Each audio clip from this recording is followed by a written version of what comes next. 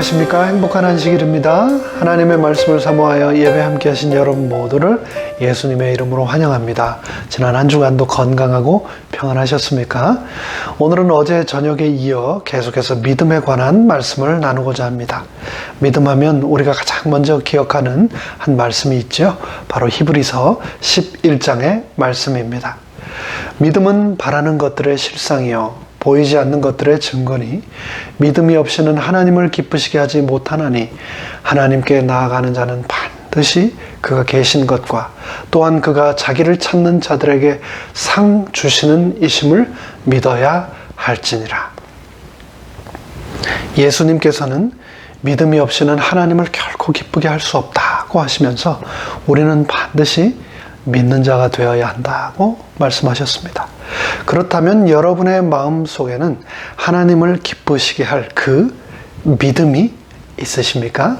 그리고 그 믿음 때문에 여러분의 삶이 확신과 감사로 충만하십니까? 오늘 이 안식일은 이만한 믿음은 만나보지 못하였노라는 제목으로 누가복음 7장의 말씀을 함께 묵상하겠습니다. 예수께서 모든 말씀을 백성에게 들려주시기를 마치신 후에 가버나움으로 들어가시니라. 어떤 백부장의 사랑하는 종이 병들어 죽게 되었더니 예수의 소문을 듣고 유대인의 장로 몇 사람을 예수께 보내어 오셔서 그 종을 구해 주시기를 청한지라. 이에 그들이 예수께 나와 간절히 구하여 이르되 이 일을 하시는 것이 이 사람에게는 합당하나이다. 그가 우리 민족을 사랑하고 또한 우리를 위하여 회당을 지었나이다 하니 예수께서 함께 가실새 이에 그 집이 멀지 아니하여 백부장이 벗들을 보내어 이르되 주여 수고하지 마옵소서. 내 집에 들어오심을 나는 감당하지 못하겠나이다. 그러므로 내가 주께 나아가기도 감당하지 못할 줄을 알았나이다. 말씀만 하사 내 하인을 낫게 하소서. 나도 남의 수하에 든 사람이요 내 아래에도 병사가 있으니 이더러 가라 하면 가고 저더러 오라 하면 오고 내 종도로 이것을 하라 하면 하나이다. 예수께서 들으시고 그를 놀랍게 여겨 돌이키사 따르는 무리에게 이르시되 내가 너희에게 이르노니 이스라엘 중에서 이만한 믿음은 만나보지 못하였노라 하시더라. 보내었던 사람들이 집으로 돌아가 보매 종이 이미 나아 있었더라. 예수님은 어떤 분이셨을까요? 저나 또 지금 방송을 통해서 이 예배 함께 하시는 여러분 중 그 어떤 사람도 예수님을 직접 만나서 대면해 본 사람은 없습니다. 우리는 그저 성경을 통해서 그리고 또 역사를 통해서 그분에 대해 전해 들었을 뿐입니다. 그럼에도 불구하고 그분에 대하여 그분의 삶과 그분의 성품에 대하여 늘 묵상하며 사는 것, 그것이 그리스도인의 삶이죠. 그런데 예수님이 동정심이 많으시고 죄 때문에 죽어가는 죄인들을 생각하시면 늘 슬퍼하시던 분으로 우리가 생각하기 때문에 유약한 분으로 예수님에 대해서 자칫 오해할 수 있습니다. 하지만 사실 예수님은 굉장한 담력을 소유하셨고 잘 놀라지 않던 분이셨습니다. 무엇을 통해 알 수 있을까요? 성경의 여러 곳에 그 증거들이 있지요. 또 그것을 우리가 잘 알고 있습니다. 예수님은 웬만한 사람들을 만나도 잘 놀라지 않으셨습니다. 로마 병사들이 자신을 잡아 죽이러 왔을 때도 놀라지 않으셨습니다. 자신의 제자 가롯 유다가 배신하고 자신을 팔아 넘기실 때도 놀라지 않으셨습니다. 바람과 파도의 광풍이 밀어닥칠 때도 예수님은 평안히 주무시던 분이었습니다. 그렇게 배가 다 부서지게 태풍이 부는데 예수님처럼 주무실 수 있는 분 계십니까? 그런데 그 예수님이 오늘 본문의 백부장을 만나셨을 때 9절에서 심히 놀라셨다라고 기록하고 있습니다. 이스라엘 중에서도 이만한 믿음은 내가 만나보지 못하였다라고 예수님이 말씀하셨습니다. 공관복음에서 예수님이 놀라셨다라고 하는 표현은 딱 2번 등장합니다. 여기서 놀라다라고 하는 말은 헬라어로 thaumazo입니다.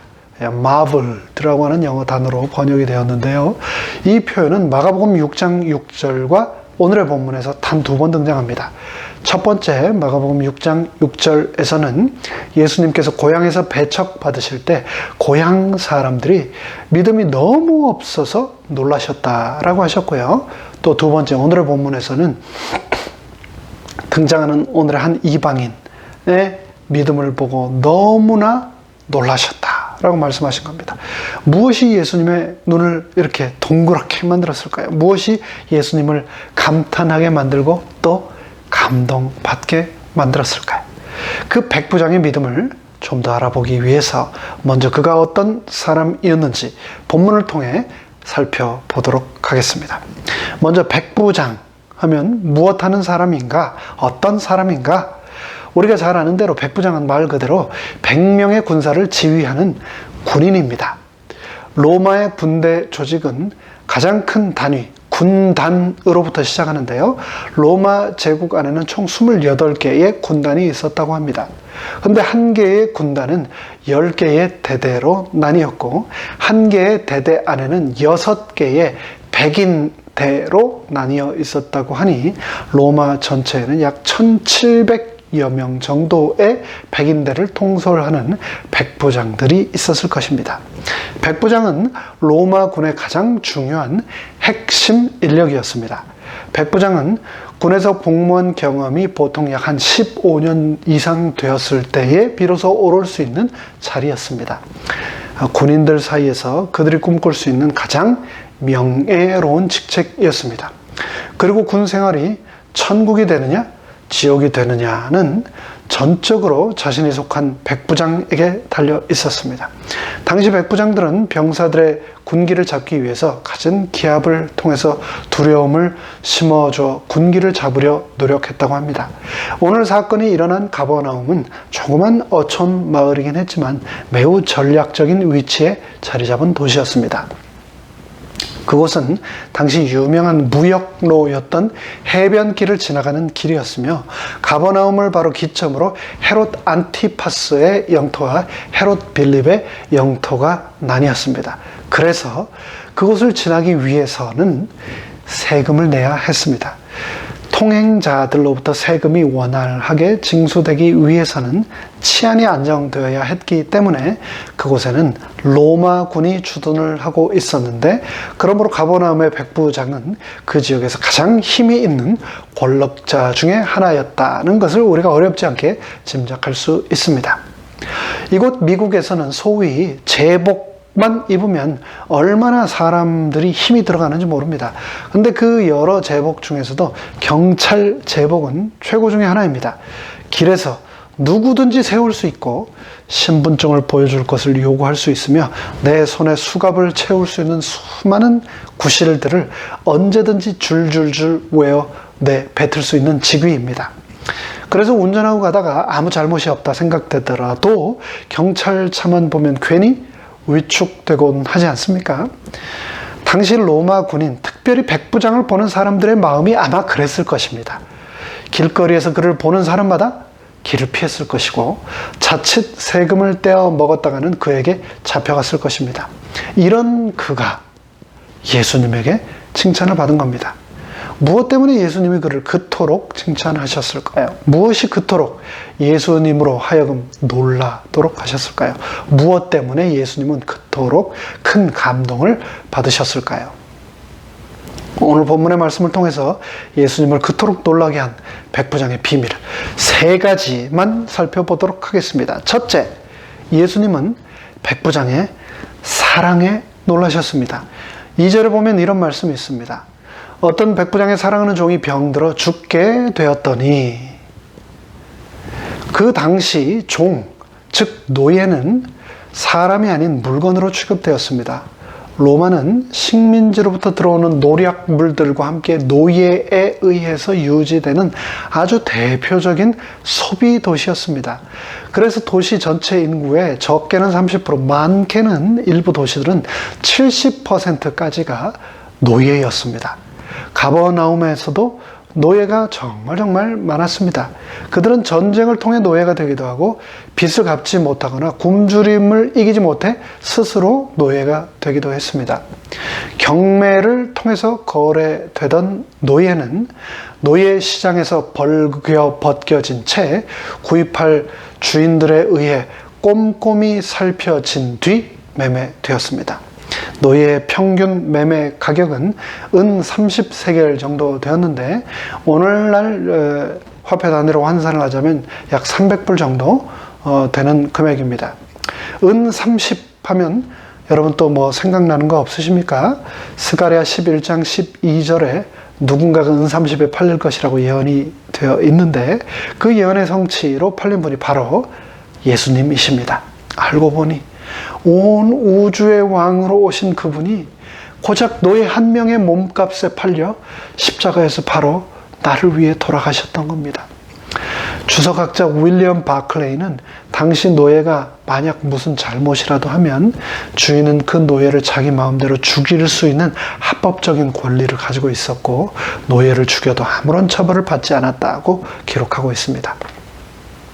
그런데 마태복음 8장 6절에 보면 이 노예는 중풍병에 걸려 있었다라고 기록하는데요.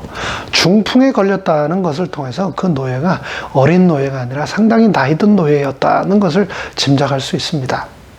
사람이나 물건이나 나이가 먹으면 고장나기 일쑤죠.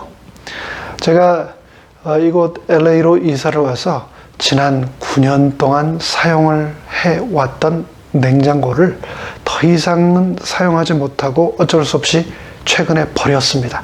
소음도 너무 심하고 문을 이렇게 홀드해주는 고무 바킹이 완전히 다 떨어져 버렸습니다. 그래서 결국은 더 이상 사용하지 못하고 버리게 되었는데 이 물건임에도 불구하고 그동안 정이 들어가지고요. 버리는데 이게 쉽지가 않더라고요. 그럼에도 불구하고 유지하는 것이 더 손해라서 전기세가 더 들고 수리비가 더 들기 때문에 어쩔 수 없이 버리는 물건, 가전제품, 또 차, 물건들이 우리 집에 또 얼마나 많습니까? 여러분 마켓 가시면 수박 잘 고르십니까? 마트에서 수박을 여름 되면은 자주 사죠. 근데 아무리 조심히 잘 고른다 할지라도 때로는 잘 익고 맛있는 수박이 골라져서 들어올 수도 있지만 어쩌다 한 번씩은 먹을 수가 없는 상태가 좋지 않은 수박이 걸려 들어오는 데도 있습니다. 상한 수박, 그 수박을 집에 사왔지만 그것을 리턴하러 가지고 가는 기름값이 더 들어서 리턴하는 그냥 버리지 않습니까? 백부장도요. 이 늙은 중풍병에 걸린 노예를 그냥 죽도록 버릴 수도 있었습니다. 그리고 그때 당시에는 노예들이 늙어서 병들면 다 버렸습니다.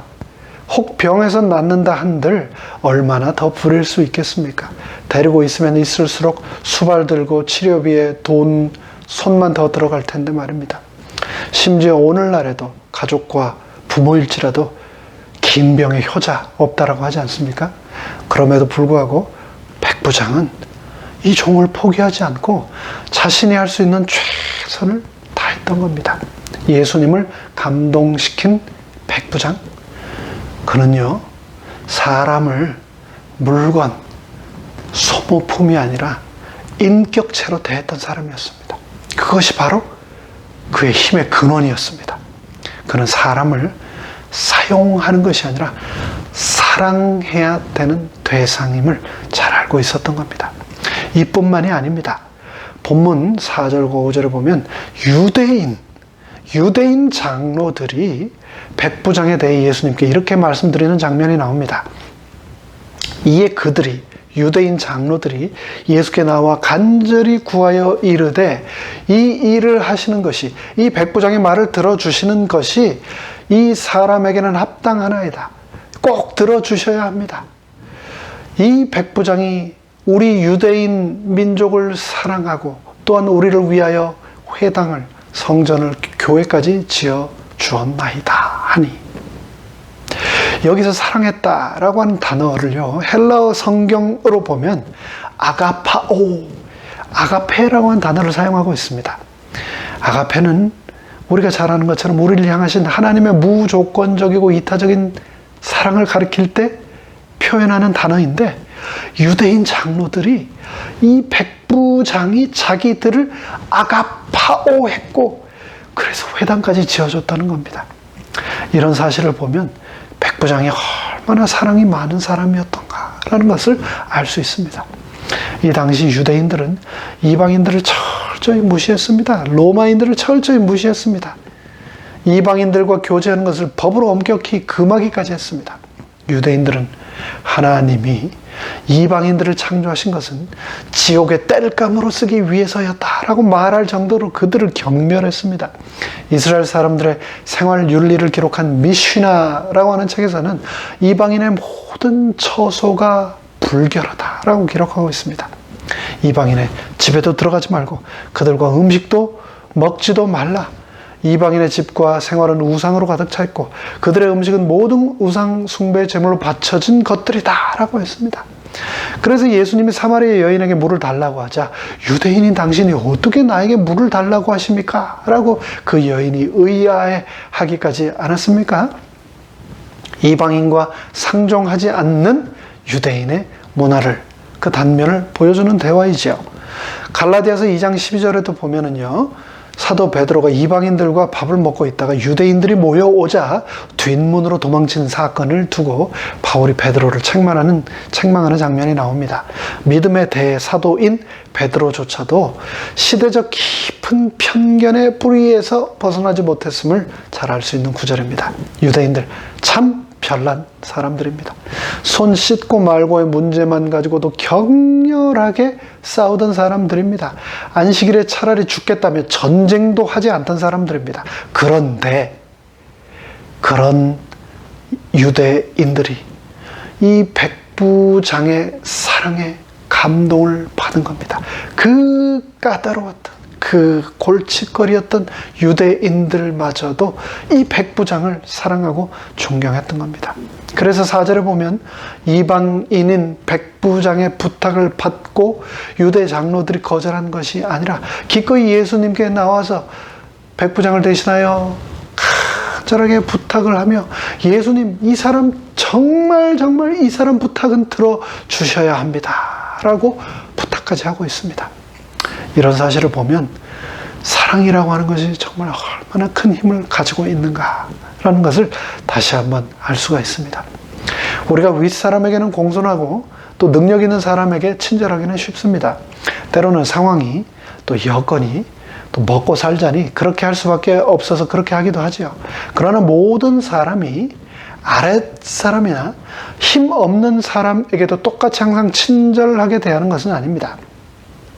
우리가 윗사람에게 좋은 칭찬이나 평가를 받는 것은 매우 중요합니다. 하지만 더 중요한 것은 나와 함께한 동료나 이웃이나 교우들이나 아랫사람들이나 특별히 가족으로부터 존경을 받는 겁니다.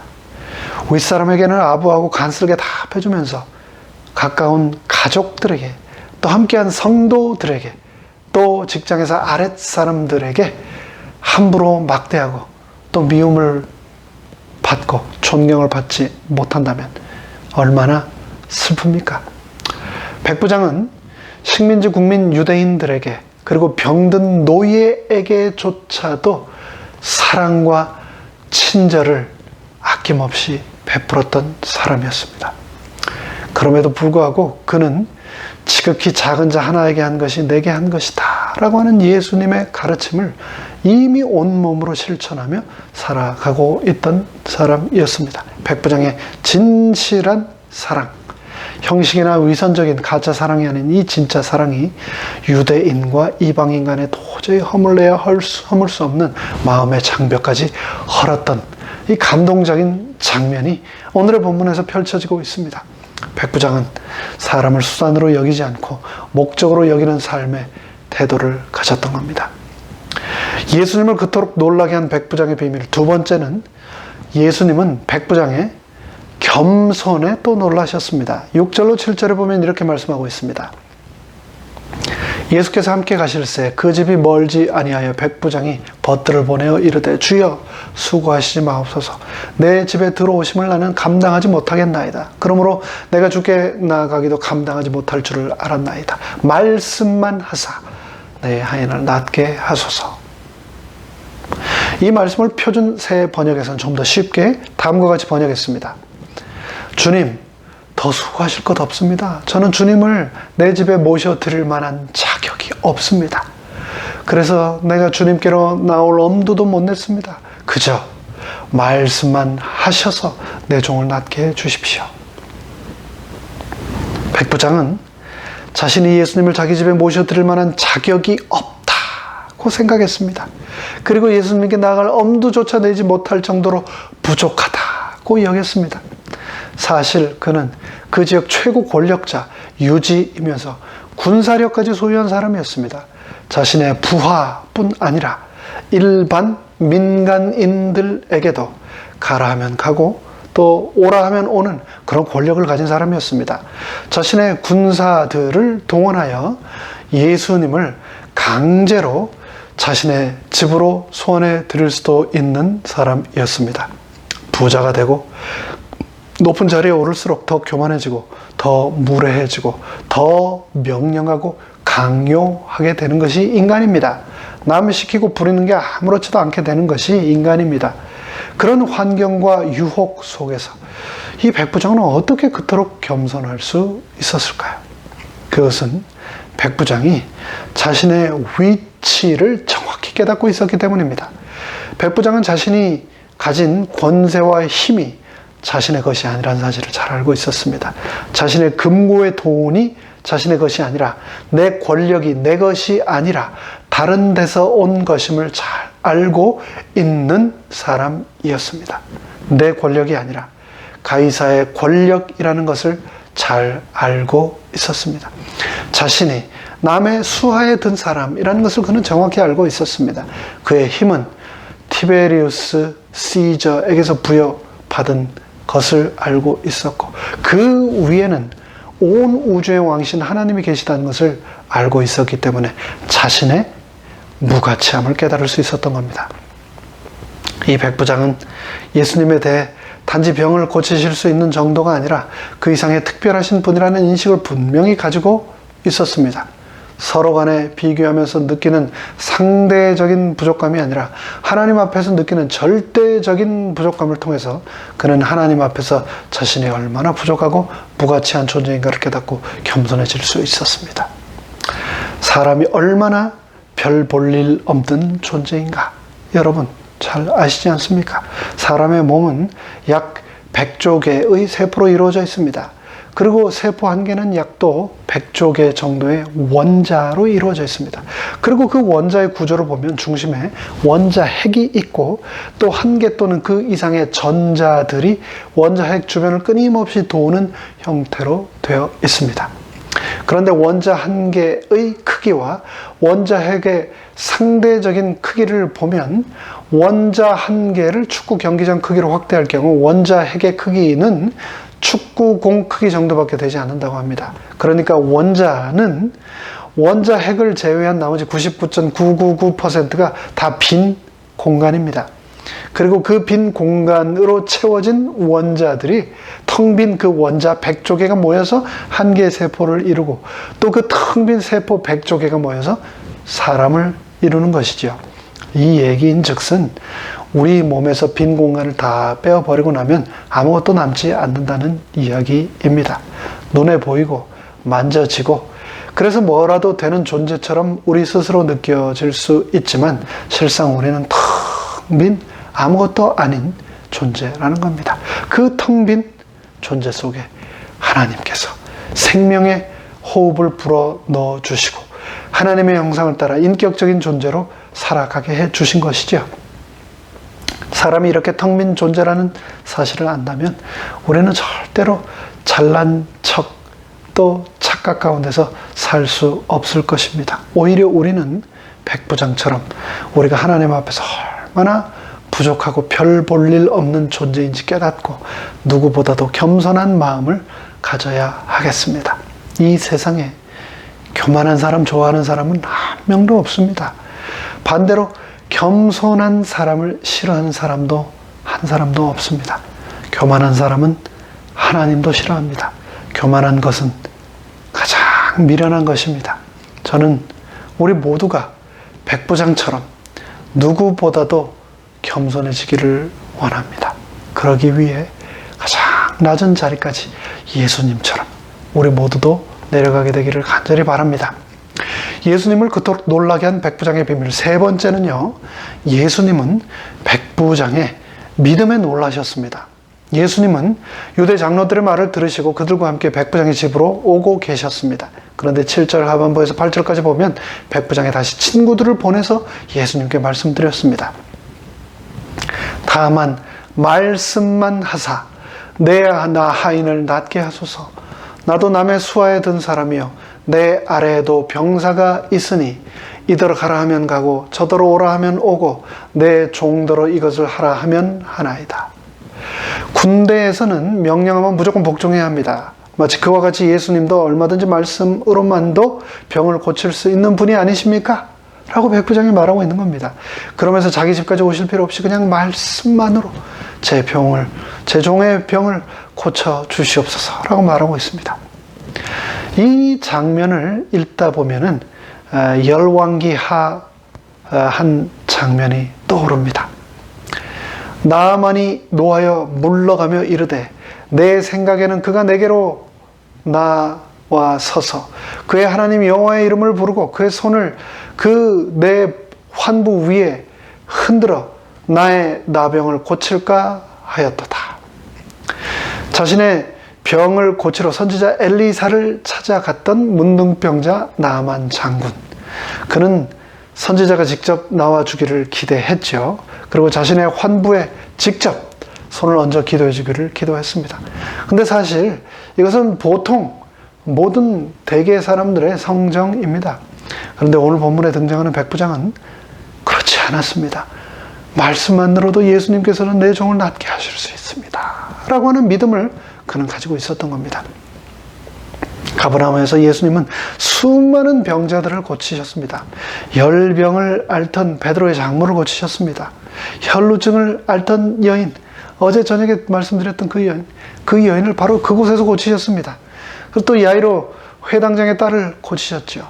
그리고 그 밖에도 너무나 많은 병자들을 그곳에서 고치셨습니다. 그곳에서 그렇게 많은 치료와 권능을 베푸셨으나 백성이 회개하지 않으므로 책망하셨던 곳, 그곳이 바로 가버나움이었습니다. 그런데 그 가버나움에서 예수님이 이 백부장의 말을 들으시고 깜짝 놀라신 겁니다. 9절의 말씀을 보면은요, 예수께서 들으시고 그를 놀랍게 여겨 돌이키사 따르는 무리에게 이르시되 내가 너희에게 이르노니 이스라엘 모든 동네마다 도시마다 다 뒤져서도 내가 이만한 믿음은 만나보지 못하였노라 라고 예수님께서 말씀하신 겁니다. 본문 10절에 보면 종이 이미 나아 있었다고 성경은 기록하고 있습니다. 예수님을 놀라게 할 정도의 믿음을 통해 백부장은 자신의 종이 치유되는 놀라운 기적을 또 경험하게 되었습니다. 저는 이 말씀을 묵상하면서 하나님이 이 이방 로마 백부장의 사랑과 겸손과 믿음을 보고 놀라셨는데 그런 예수님이 나를 보시고는 놀라실까? 놀라신다면 무엇 때문에 놀라실까 하는 생각이 들었습니다. 내 생각과 온 마음이 세상에 쏠려 있는 것을 보고 슬퍼 놀라실까? 아니면 백부장과 같은 사랑과 겸손과 믿음을 내 속에서 조금이라도 발견하시고 기뻐하실까? 혼자 생각해 보게 되었습니다. 우리가 백부장처럼 내 속에 사랑이 있고 늘 겸손하고 또 어제 저녁부터 말씀드린 하나님을 끝까지 믿는 그 믿음이 내 안에 있다면 하나님이 얼마나 기뻐하실까요? 그 모습 보기를 얼마나 간절히 원하실까? 오늘 보면 누가복음 7장에 등장하는 백부장은 그때 당시 로마에 있던 다른 수천여 명의 백부장과는 완전히 다른 사람이었습니다. 세상에 알고 있던 그런 뻔하고 잔인하고 욕심 많고 뭘 인정하고 거만한 그런 백부장이 아니었습니다. 그는 세상과는 완전히 차별화된 그만의 색깔을 가지고 있는 사람이었습니다. 누가는 백부장이 이런 자신만의 세상과는 차별된 색깔을 통하여 하나님의 놀라운 능력을 세상에 끼쳤다라고 말하고 있습니다. 백부장은 유대인들에게 감동을 줄 정도로 사랑이 많았고 누구보다 겸손했고 예수님을 놀라게 할 정도의 믿음을 통해 차별화된 모습을 가지고 있었습니다. 그리고 그 결과 자신의 종이 병에서 치유되는 놀라운 기적을 경험하게 되었습니다. 여러분 인생에서 기적을 경험하기 원하십니까? 기적을 소망하고 계십니까?